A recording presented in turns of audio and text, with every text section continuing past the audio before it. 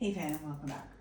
Thanks again for being here. So part 2 of the demon series, I'm calling it.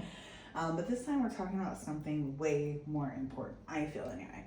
How do you know if what you're feeling is you, a spirit, or something else entirely, right? And people want to know this, right? I wanted to know through my journey, and I've been asked this.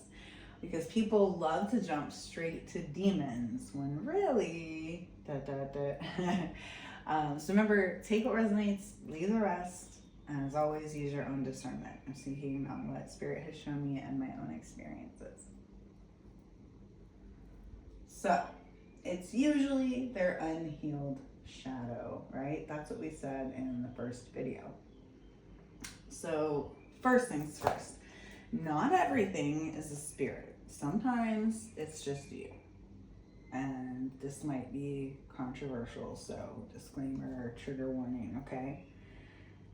Your own trauma, your own anxiety, your own unprocessed emotions can feel like a separate presence when it's really just a part of you that's been ignored for too long, okay? Internal shadow feels like maybe looping thoughts, a heaviness that follows you everywhere, emotional triggers, judging yourself harshly, old pain resurfacing. So if the feeling moves with you, changes with you, and reacts to you, then that's you, okay? Now, external spirits, okay, they feel different. They don't use your emotional language, if that makes sense, okay?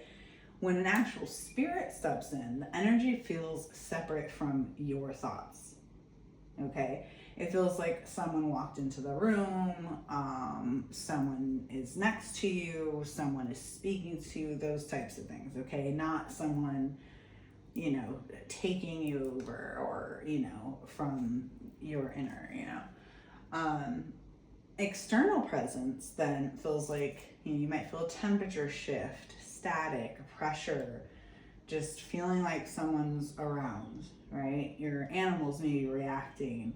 It's clarity, not chaos, right? You sense it, okay? A presence that doesn't really mirror your mood, okay? So spirits don't feel like anxiety. They feel like company. And there are also trickster or playful spirits, okay? And these are lighthearted, not heavy. You'll know these right away because the energy is curious, playful, and harmless. I've experienced these. So back when I was teaching, we literally had a classroom spirit who would mess with my PowerPoint presentations, mess with the phone, the lights, even the temperature in the room, so like the air conditioning and things. And at first, some of the students were kind of spooked, right? And it can be a little off-putting at first. And I was in my spiritual journey, but not nearly as I am now at the time, but I kind of, tried to encourage them not to fear what was happening. I didn't feel anything, heavy or anything like that. It felt like another student messing with me or something, but we had so much evidence that, it was none of my physical students doing it. Anywho, and once we acknowledged him, then the students weren't scared anymore. Then they had more fun with it. We came to, play with different tools and things, found out his name, etc. So playful spirits create moments like that, right? Not fear. So that's how you can tell the difference there. And then distorted or draining energies have one signature. They feed on chaos that is already there, okay? That's what people call dark. Not necessarily evil, but distorted, okay? And that shows up whenever there's, addiction, unprocessed trauma, emotional turmoil, chaos, chaos at home, zero boundaries, things like that, okay?